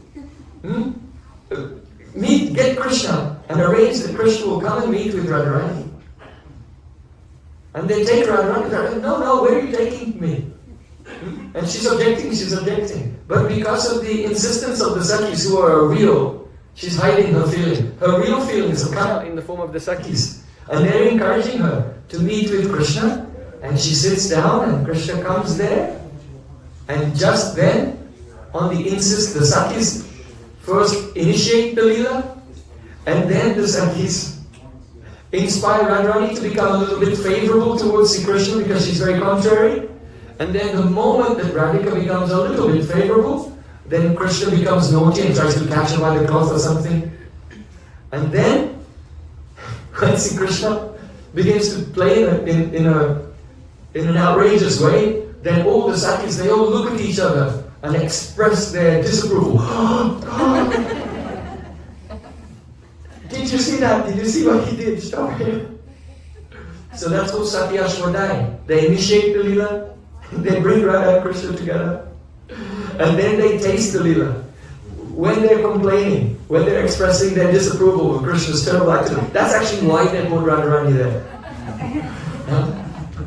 Everything in Braj is completely crooked. Don't believe anyone from Braj. They're all liars. From top to bottom. You cannot trust them. Everything in Braj is crooked. So then all the gopis complain, oh, Krishna's behavior is terrible. Lalita Saki brings Radharani and hands her over to Krishna, and just as Krishna goes to embrace her quite forcefully, then Lalita takes the hand of Radhika and pulls her back. Yeah. Oh, what are you doing? No intelligent person would give a soft, gentle lotus flower to a wild elephant. The lotus flower can be tasted by a very gentle bee, bumblebee. So Krishna. So in this way, Radha and Krishna, they are controlled by the Sakis completely. When the Sakis see that Radha and Krishna are tired, they make them sleep, make them take rest. And when the Sakis think, oh, now Radha and Krishna they've rested and their fatigue is gone, then the Sakis wake them up, come on, And then, so in this way, the Sakis are making all the leelas of Radha Krishna happen. So Srila Paramasam Kaskinam Rasakya, Ramananda Rai, he said, what intelligent person would not take shelter of the Sakis? So Krishna is powerful, but he's controlled by the love of Yashoda. He becomes helpless. He's more controlled by Radha and Krishna. He's more controlled by Radhika and the Sakis. He's more controlled by Radhika, and Radha and Krishna themselves are controlled by the Sakis. And among those Sakis, there is one has appeared in his world as Madhavendra Puri. So understand. Therefore in Chaitanya Charitamrita, it is said, Jaha premaye vashahiya prakatahila, being controlled by the love of Madhavendra Puri, Srinathji Gopala be it. Understand? And not only that, but Seva Angikarakari Jagata Trila, when Madhavendra Puri then engaged the whole world in the service of Krishna, and by that everyone was delivered from material existence. So Madhavendra Puri made a very big Anukut festival, and when all the other villages in Braj heard that the village there, Govindakund and Niwa, they made this Anukut festival. We also want to make a festival.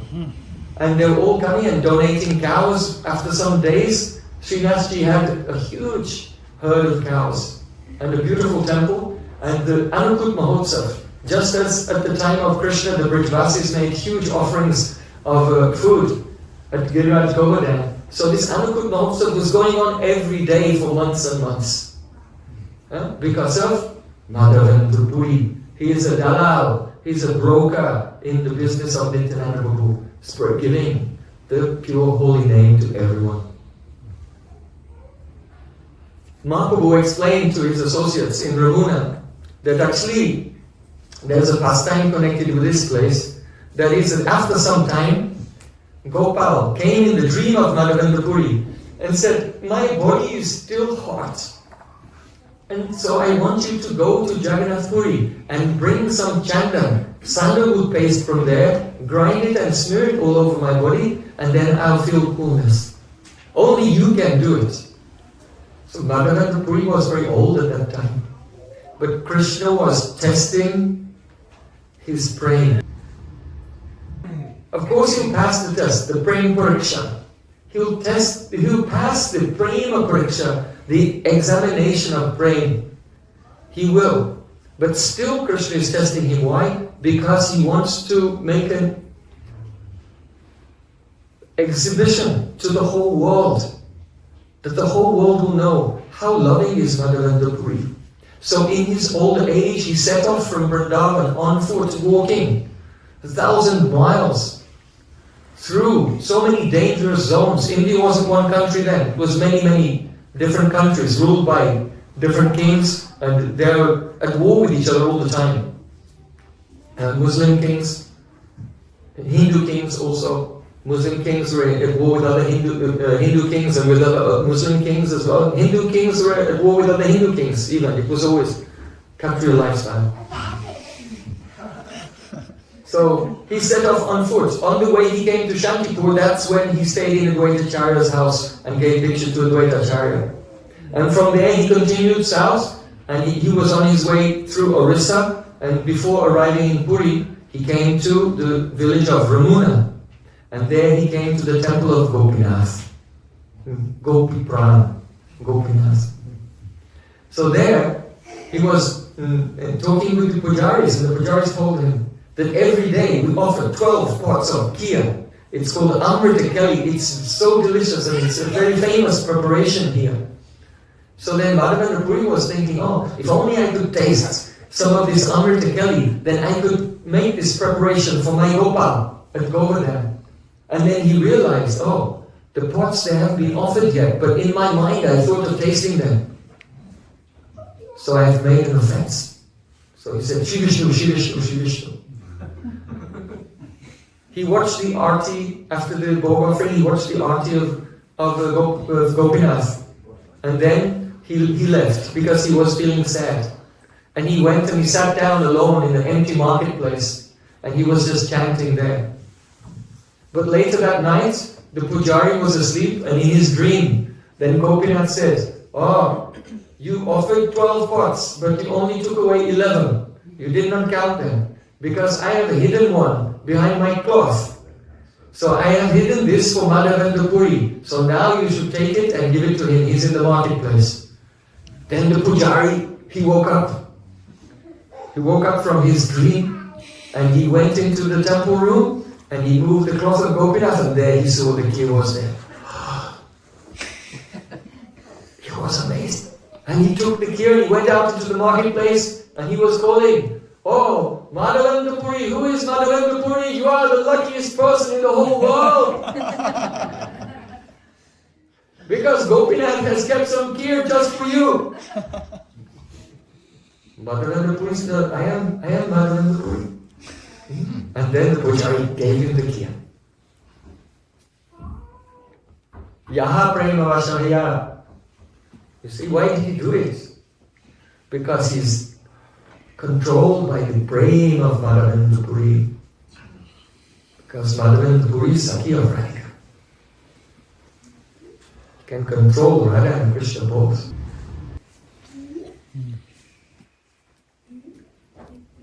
So then, Madhavendra Puripad, he tasted that kheer and he kept the pots, he broke it into pieces and wrapped it in his cloth, so he would eat a little bit of the pot every day as well. He couldn't eat the pot all at once. So he would just have the small crumbs every day. But then he thought, oh, in the morning, the news will spread of what happened and everyone will come and they'll surround me.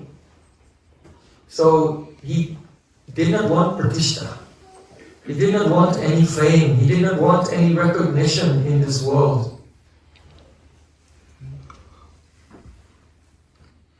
Savachagya pipeyaya sarvanatu bhavastate kuru pradistuvistaya yatnam maspashne param. In Hari Bhakti Vilas it is said that you can give up your money, your home, your family. You can give up everything. You can give up all anarthas, but there's one anartha that you cannot give up. Pratishtha. The desire for recognition. No living entity has the power to do it. It is only by kripa, by mercy, by becoming Vaishnav das anudas anudas, by becoming a servant of a great general in the army of Chaitanya Mahaprabhu. Then by their mercy, then that desire for pratishtha can be lifted.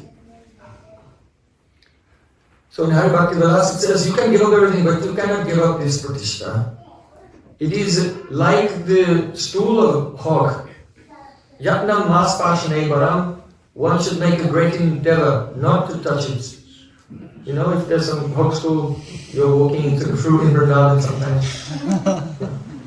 So then you're careful to go around it. But if you trip and you're about to fall, then you have to do some gymnastic movements and just try some or other. Don't touch it. Yatnam maspashane baram. Make a great endeavor not to touch pratishtha. So Madhavendra Puri is the example. As soon as that fame, that recognition was to come to him, he just disappeared. He left in the middle of the night and he went to Jagannath Puri. By the time he arrived in Puri, the news of what happened had already arrived there and he was a huge celebrity.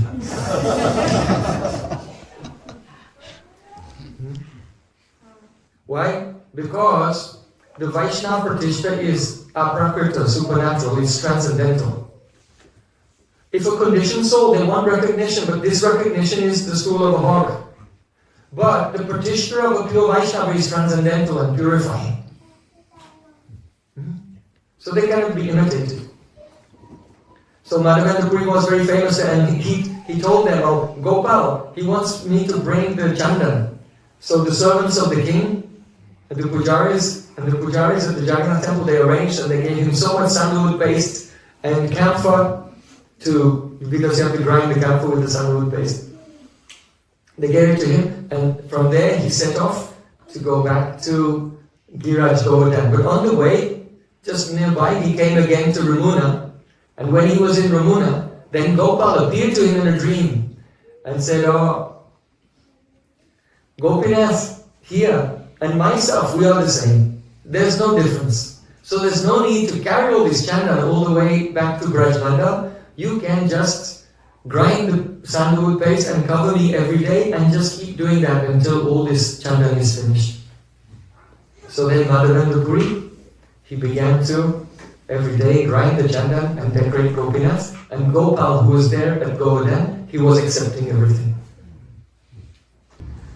So then, you know that the samadhi of Madhavendra Puri is there in Ramuna.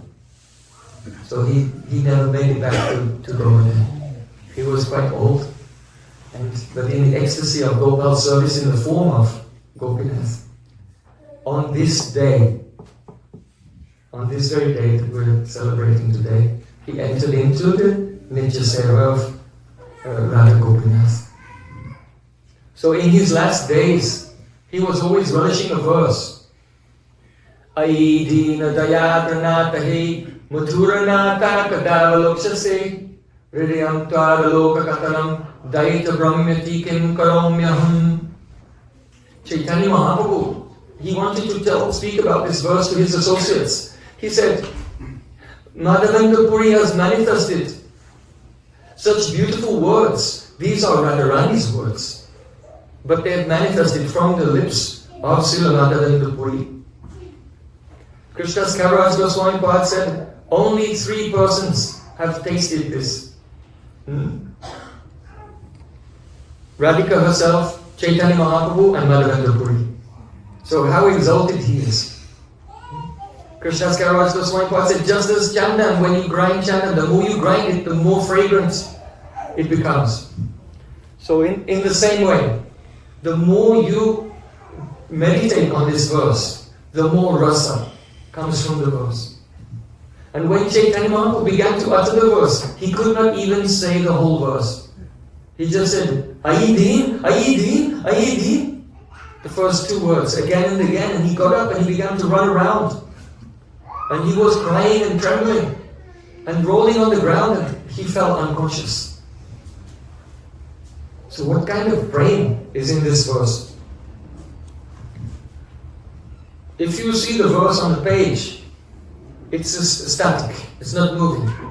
But actually, just the print on the page is not the verse. The verse is not static, the verse is ecstatic. It is not still. It is a Bhakti Rasamrita Sindhu, it's an ocean of the devotional rasa, the nectar of devotional rasa. So an ocean has many waves. So in this verse of Madhavendra Puri, there are so many waves. Those waves are the Sanchari Bhavs. And these waves have such action. They have Bhav Utpatti, that means the rise of emotion. Bhav Shanti, the falling of the wave of emotion. There's a Bhava Sandhi when 2 or more emotions mix together like 2 waves coming from almost the same direction, and then they meet and then they go together. And sometimes there's Bhav Shabalya, that means moods which are contrary to each other. They're like waves coming from opposite directions and they clash. So in this verse, all these activities of divine emotions of Srimati Radhika expressed there. So first, there is the Bhav Utpatti. This verse expresses Mathur Biraha, the mood of Radhika's separation when Krishna was taken from Nandagaon on the chariot of Akrura and went to Mathura. What condition Radhika was in then? Just outside Nandagaon there is Uddhav Kari. Radhika Bhava Jaite Uddhava Darshane Say Bhava Mata Prabhu Rohera Pridine.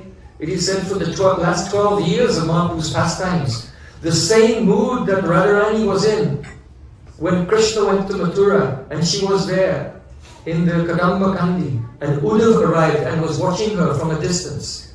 In that madness of love of Radharani, Chaitanya Mahaprabhu was in that same mood for his last 12 years in this world. And so he was relishing that mood through this verse of Srila Madhavendra Puri. Ai dina dayadanata he mathuranata kadavalokshase. So the first is, the first Bhav Pati. Ai dina. Ai it's an interjection, it's an expression of great tenderness. If you want to address someone very tenderly, then you don't say hey, or oh, or yo, or whatever. Then you say ai. It's very tender. Ai Dina Dayadana Hey. Oh my Nath. That means, oh my Pran. Dina Dayadra. Your heart is Dayadra, melting with compassion for Deen, those who are wretched. So here, the bhavs which are rising up, there is the Nirved, the Sanchibha called Nirved, that is Atmaninda, self-criticism. Radharani is criticizing herself as being Deen, wretched, destitute, unfortunate.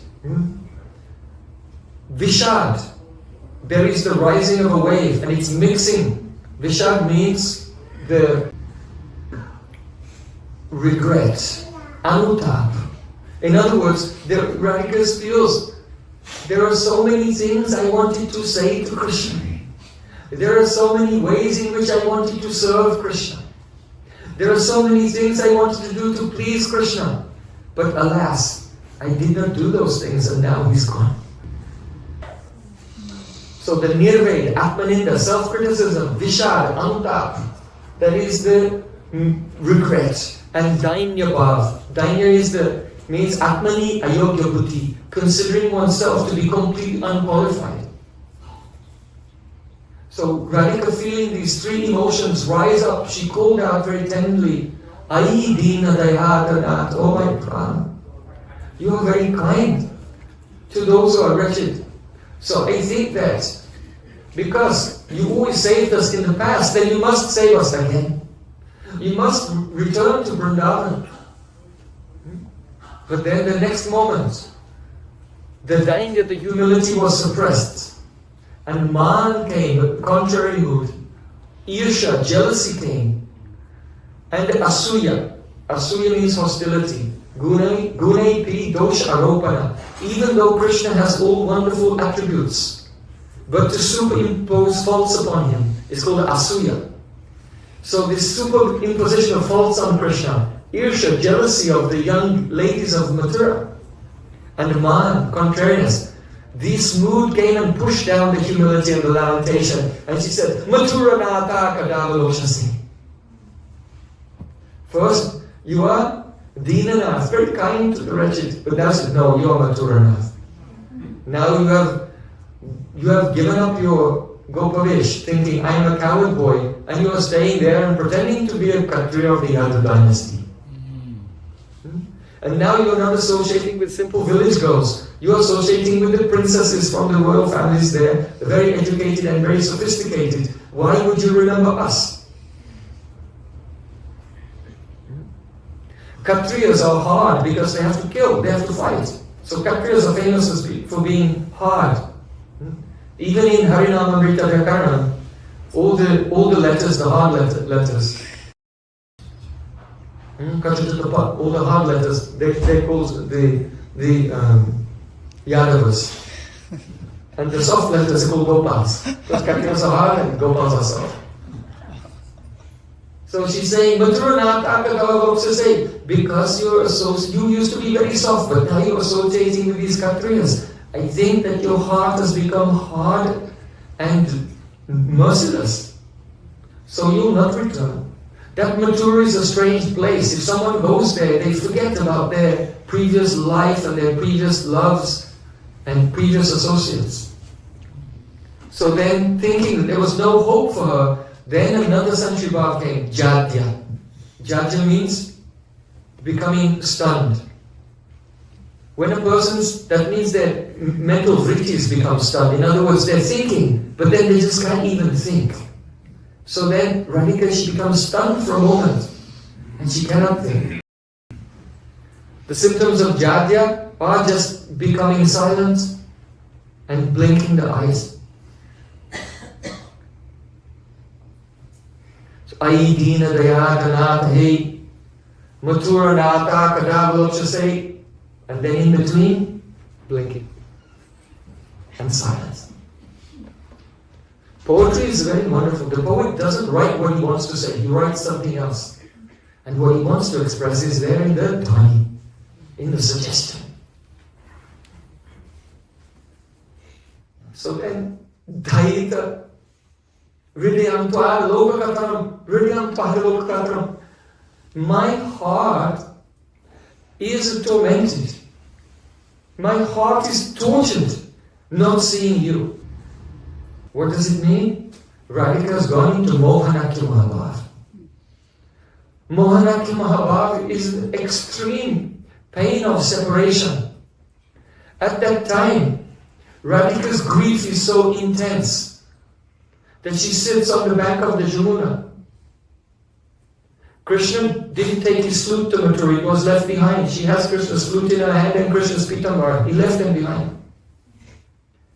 And she wraps herself in Krishna's pitambar and holds his flute and just weeps loudly. And when she cries, even the fish in the Jamunas begin to cry.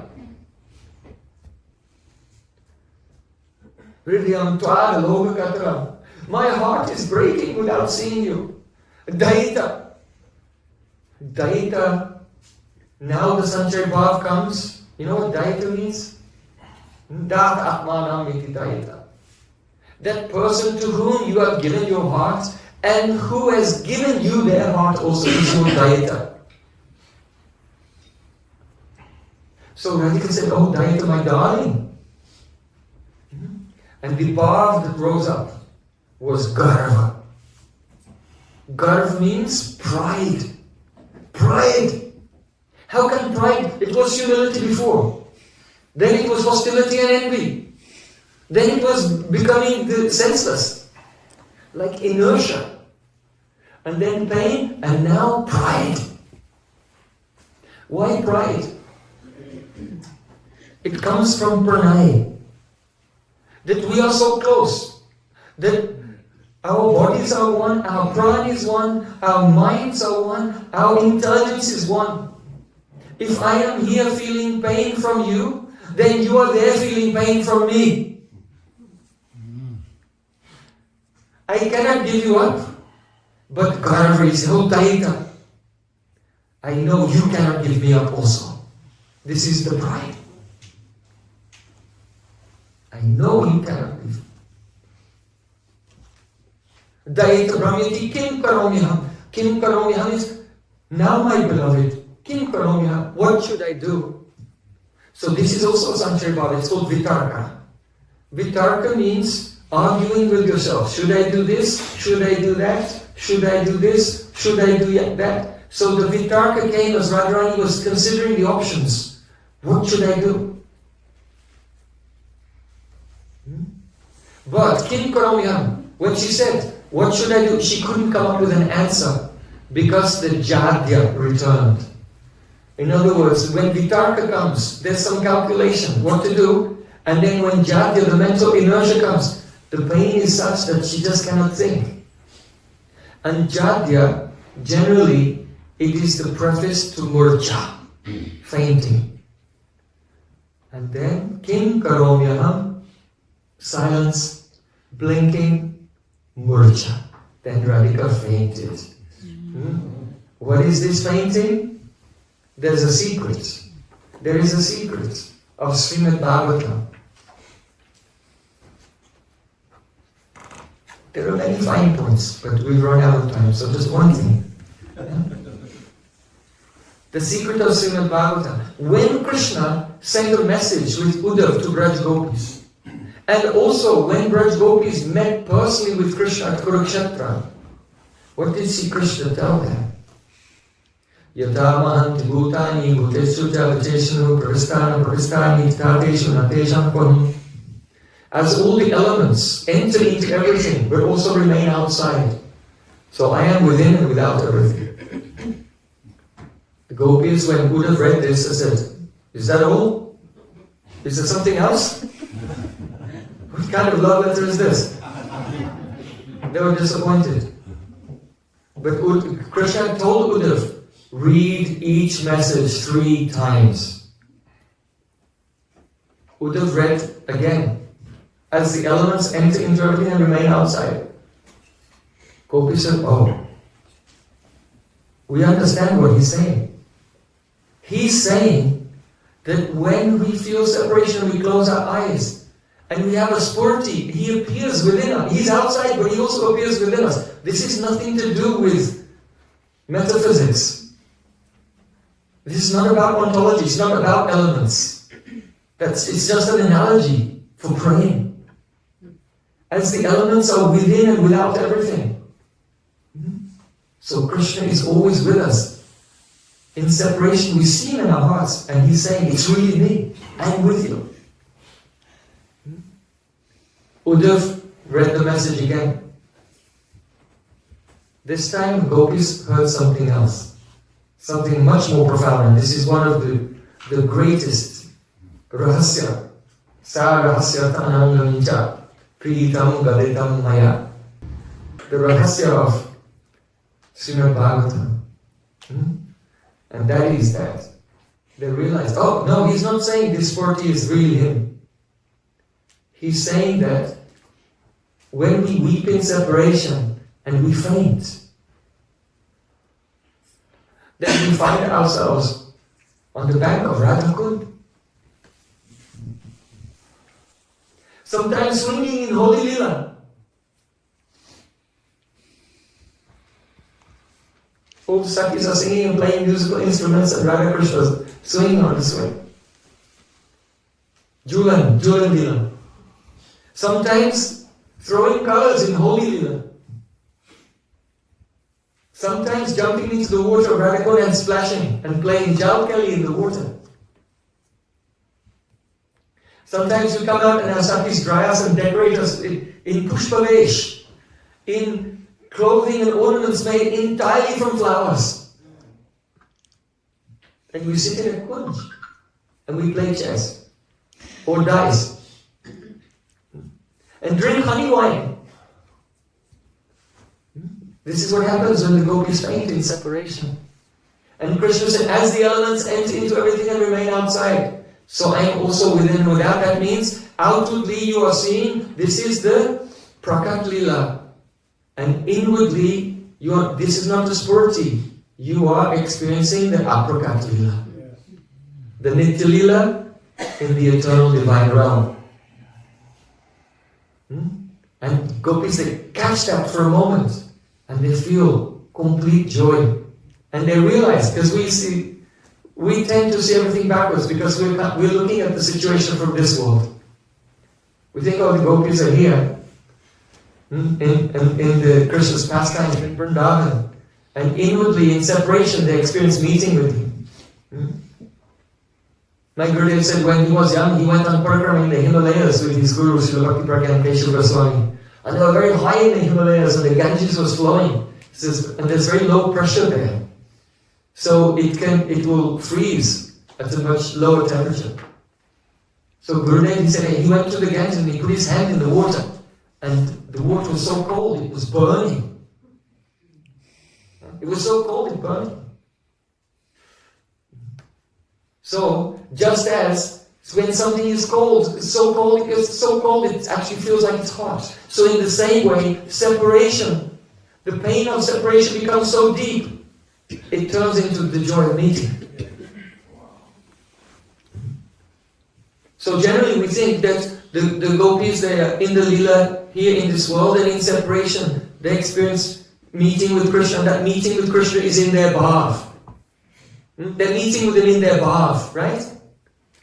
Right? They're meeting with him no, that's not the message of Bhagavatam. The message of Bhagavatam is they're with him, they're in that lila, and this lila of separation here is a bhav in that lila there. Understand? Flip the script. The Srimad Bhagavatam flips the script. That's the rahasya in the message of Sri Krishna. This is why there's so much emphasis on the viraha in the Gaudiya Sampradaya. This is why Madhavendra Puri is considered to be the sprout. He is the anchor, the first sprout of the Kevala Madhurya Mai Upasana.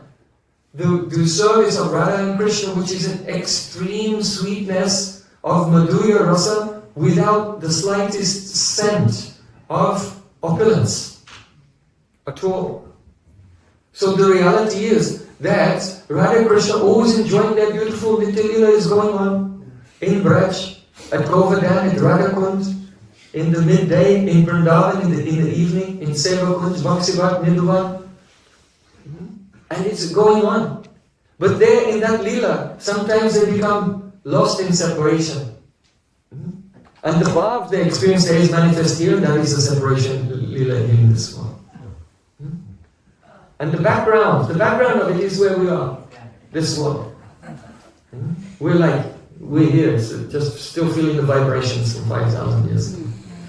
If a devotee who can't really deeply there will realize the course of ocean will be evaporated and they'll feel themselves incorporated into the eternal love of Radha and Krishna. No material world at all. Once Gurudev asked me a question. He said, Prem, what's the difference between Hamsa and a Paramahamsa? I don't know, Gurudev. Please tell me. He said, a Hamsa is like a swan. He can discriminate between milk and water and milk. If it's mixed, he can separate it.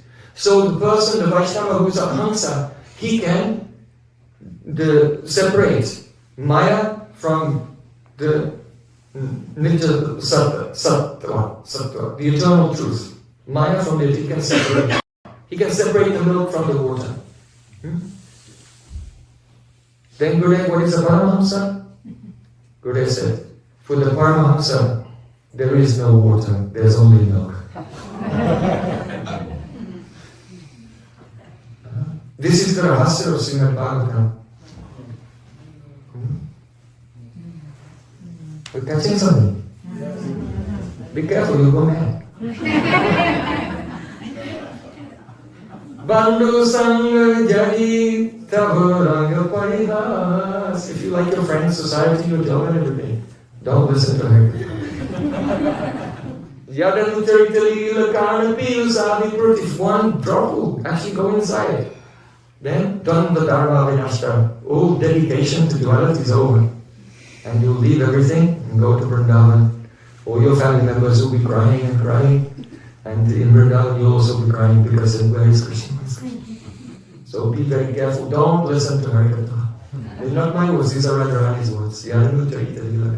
Don't listen to Harikatha, it's very dangerous. But perhaps it's too late. I should have made that disclaimer at the beginning. Never mind. So, when Chaitanya Mahaprabhu sang this verse, he fainted. Why? Because when Radhika said, Daita, with great pride, I know you cannot leave me. Kim Karom Yaham, she became judged, stunned. Then Radhika fainted. What did she do? She found herself in the Nitya Leela, in the eternal loving pastime. This is the way into the eternal pastimes of Radha Krishna. Or we have to hold tight to the lotus feet of Guru and Gauranga, and they will take us there. But the person who first revealed it in the world, the glories of separation, was Srila Madhavendra. So Srila Madhavendra Puripad ki jai, Titiya Tirabhakti Baraha Mahotsava ki jai, Nithai Gaur Sitanath Prayanande Hari